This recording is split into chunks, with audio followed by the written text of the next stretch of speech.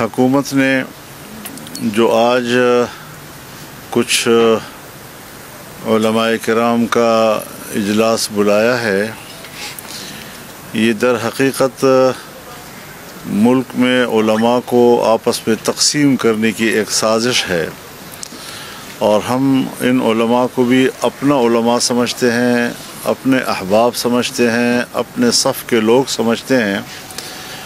لہٰذا ایک بات تو بڑی واضح ہونی چاہیے کہ ہم اگر دینی مدارس کے حقوق کی جنگ لڑ رہے ہیں اور دینی مدارس کی آزادی کی جنگ لڑ رہے ہیں، تو وہ صرف اپنے 5 بڑے تنظیمات کے حوالے سے نہیں، بلکہ ملک کے ایک ایک مدرسے اور مدرسے میں پڑھنے والے ایک ایک طالب علم اور پڑھانے والے ایک ایک استاد کی آزادی کی جنگ لڑ رہے ہیں، ان کے حق کی جنگ لڑ رہے ہیں۔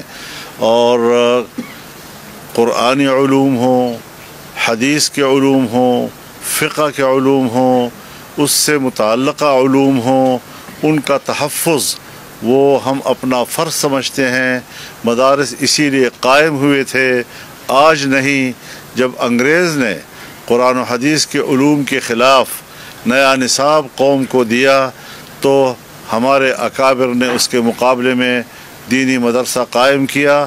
آج پوری دنیا میں وہ پھیلا ہوا ہے، ہر طرف، ہر محلے میں، ہر گاؤں میں اس کی شاخیں موجود ہیں، اور وہ ایک مستقل حیثیت اختیار کر گیا ہے۔ ہاں، ہم ریاست سے تصادم تو نہیں چاہتے، ہم تو رجسٹریشن چاہتے ہیں۔ وہ ہمیں رجسٹریشن سے دھکیل رہے ہیں، ہم رجسٹریشن کی طرف جانا چاہتے ہیں، اور اس کے لیے 2004 میں بھی ایک قانون سازی ہوئی تھی، اور آج جب 2018 کے بعد انہوں نے 2019 میں ایک نیا نظام ہمیں دینا چاہا، وہ محض ایک معاہدہ ہے، اور اس معاہدے کے بعد ایک ایگزیکٹو آرڈر کے تحت ایک ڈائریکٹریٹ جنرل قائم کیا گیا، اور ہمیں کہا گیا کہ 12 مراکز ہوں گے جہاں آپ رجسٹریشن کریں گے۔ وہ ایک ایگزیکٹو آرڈر تھا۔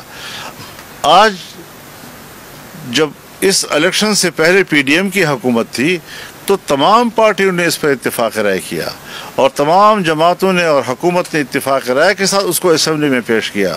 اس کی پہلی خواندگی پر کوئی اختلاف نہیں ہوا، اتفاق رائے سے پاس ہوا۔ دوسری خواندگی میں اداروں نے مداخلت کر کے قانون سازی رکوائی۔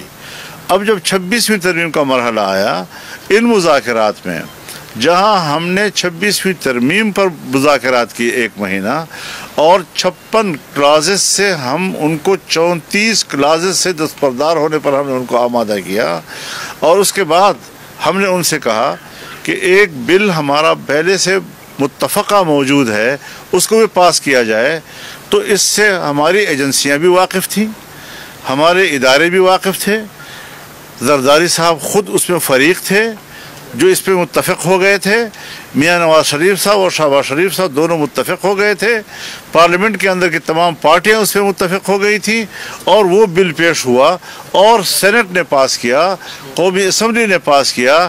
اگر بل پر صدر دستخط کر سکتا ہے، اور اگر دوسرے ایکٹس پر وہ دستخط کر سکتا ہے، تو پھر متفقہ اس دینی مدرسے کے اس قانون پر کیوں دستخط نہیں کر سکتا، اور اعتراضات کے ساتھ کیوں بھیجا گیا ہے؟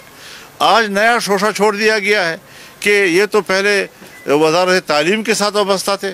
ہم بتانا چاہتے ہیں، اس ڈرافٹ کے اندر جو اسمبلی نے پاس کیا، پارلیمنٹ نے پاس کیا، اس کے اندر ہم نے مکمل طور پر آزادی دی ہوئی ہے تمام مدارس کو کہ وہ کسی بھی وفاق کے ساتھ الحاق کرنا چاہیں، چاہے وہ 1860 کی سوسائٹی ایکٹ کے تحت رجسٹر ہونا چاہیں، اور چاہے وہ وزارت تعلیم کے تحت، یعنی ان کے ساتھ منسلک ہونا چاہیں۔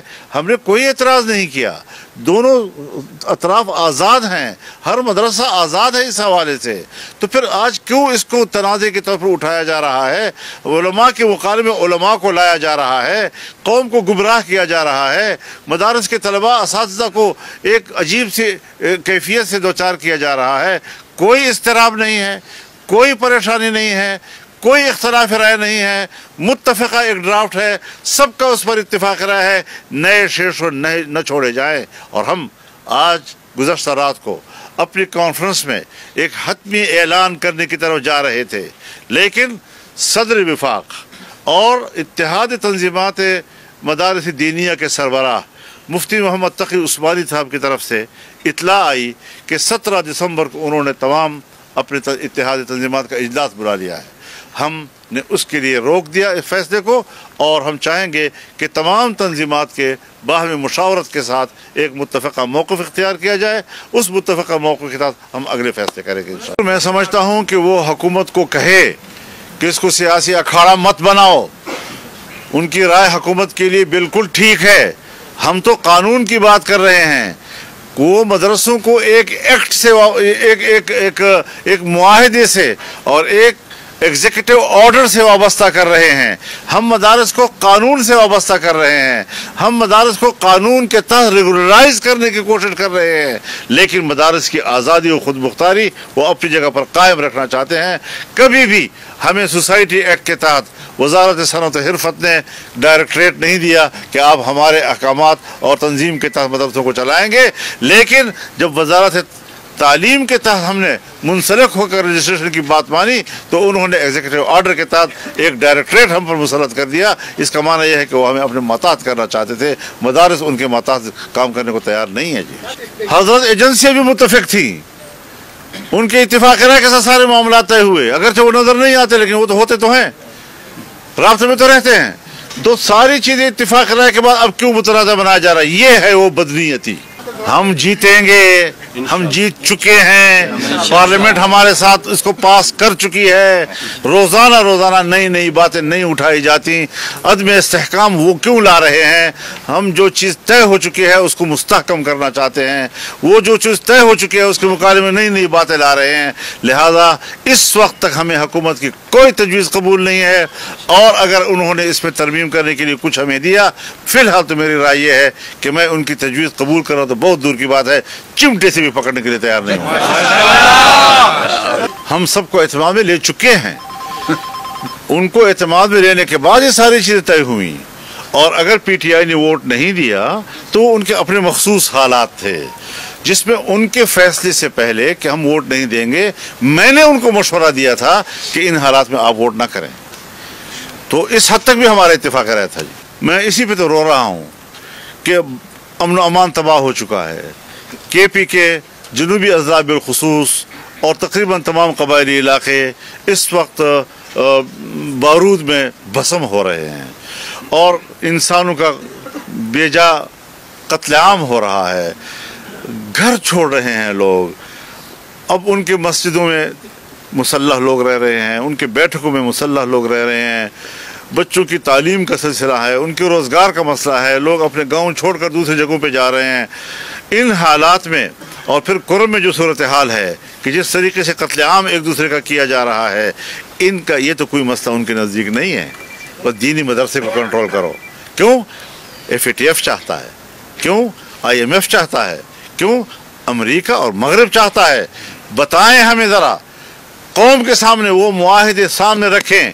उन्होंने क्या शराइत दी है हमें, और हमने क्या माना है उनके साथ। एजेंसियां उनको क्यों छुपा रही है, हुकूमत उनको क्यों छुपा रही है? आवाम के सामने लाएं उन सारी चीज़ों को, ताकि हमें पता चले कि जो कुछ हो रहा है ये एक हम गुलामी के तस्वुर से कर रहे हैं या मदाद के खैरख्वाही में कर रहे हैं।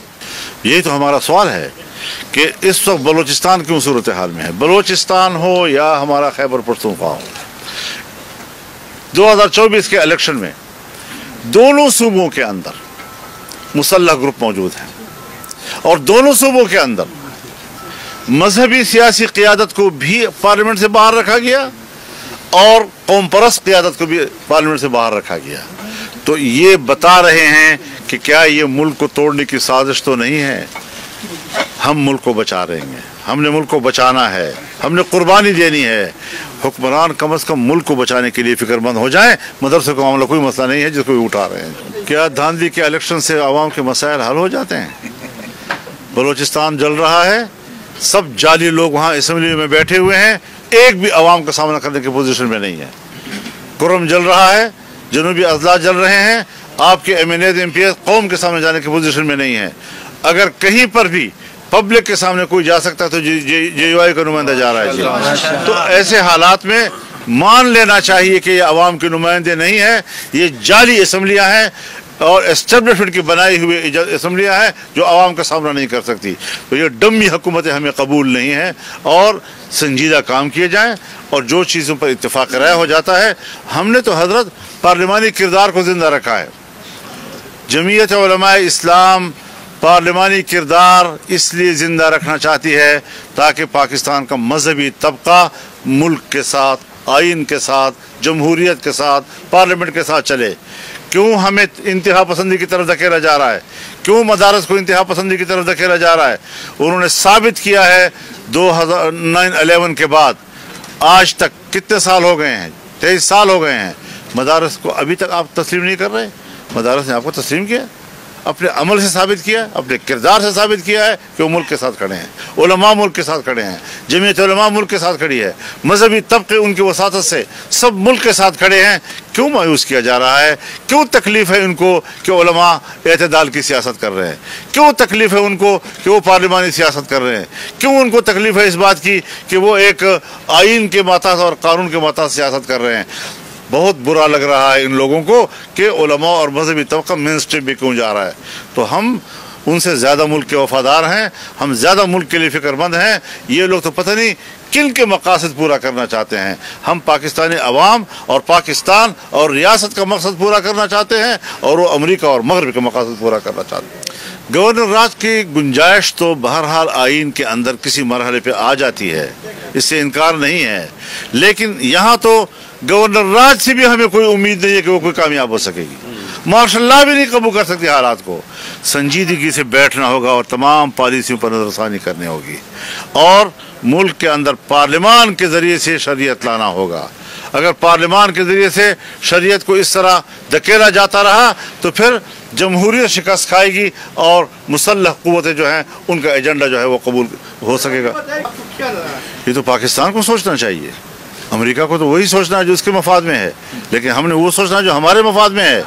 हमने एक मुल्क जो हमारा दोस्त था, 70 साल हमने दोस्ती में गुजारे और ऐसी दोस्ती कि बहरुल काहिल से गहरी, हिमालय से बुलंद, शहद से मीठी, लोहे से मजबूत, और जब वो इक़्तिसादी दोस्ती में तब्दील हो गई तो फिर बाहर की क़ुव्वतें आईं और पाकिस्तान को जाम कर दिया।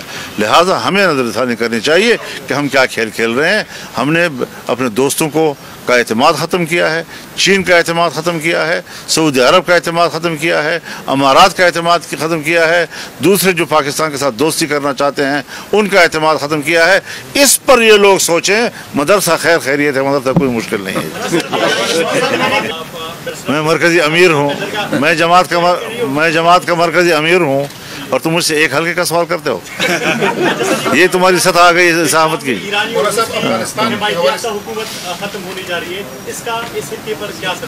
अभी तक तो हम उसको मुताला कर रहे हैं, उस पर हालात पे नज़र रखे हुए हैं और खुदा करे कि सूरत हाल नॉर्मल हो जाए, क्योंकि हमने इराक़ के हालात भी देखे, हमने लीबिया के हालात भी देखे, शाम की सूरत हाल जिस हालात से गुजरे हैं और आज जहाँ वो पहुँच रहे हैं, लबनान की सूरत हाल जिस तरह ख़राब की जा रही है, ये सारी गंद जो है जो अरब दुनिया के अंदर है उसके अंदर जो मैं तो हमारे अकाबिर कहा करते थे कि अगर समंदर की तह में दो मछलियाँ भी आपस में बाहम चपकलश हों तो उसमें भी सियासत अफरंग का हाथ होता है, उसमें भी आज सियासत अमेरिका का हाथ होता है।